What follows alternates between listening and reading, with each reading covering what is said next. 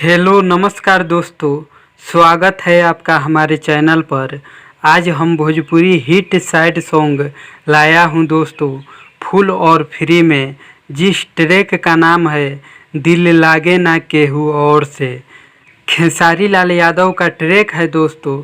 तो इस sad song को सुनने से पहले मुझे आपसे रिक्वेस्ट है कि अगर आप हमारे चैनल पर नया हैं तो चैनल को सब्सक्राइब करके बगल में बेल आइकन की घंटी ज़रूर दबाइएगा मेरा वीडियो सबसे पहले देखने के लिए।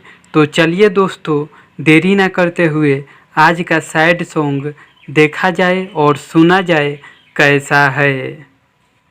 कर तू कुछ ऐसन हो जाई पहले जैसन, कर तू कुछ ऐसन हो जाई पहले जैसन, याद आवे हर पल प्यार के,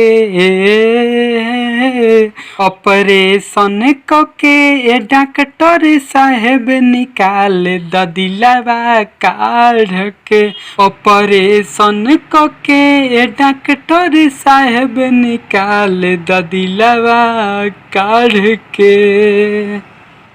देख दागा कोइले बिया हमारा के पागल, रहिले रात भर हम अब त जागल।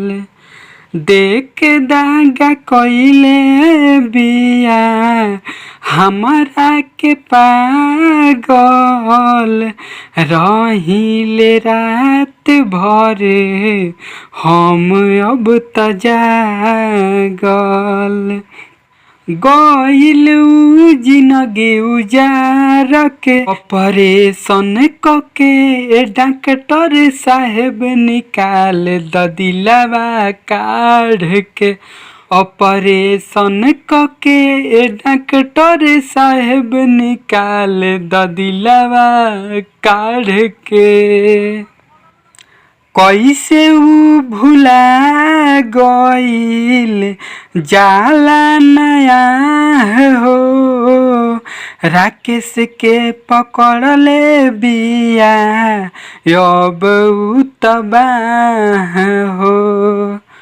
कैसे ऊ भुला गइल जाला नया हो, राकेश के पकड़ले बिया अब ऊ तबाह हो।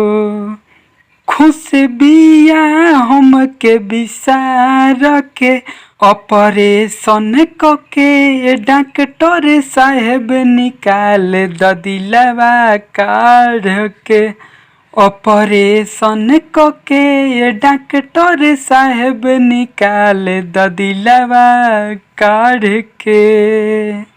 तो कैसा लगा दोस्तों मेरा वीडियो, आप सब कमेंट करके ज़रूर बताइएगा। वीडियो अच्छा लगे तो लाइक करना ना भूलिएगा दोस्तों।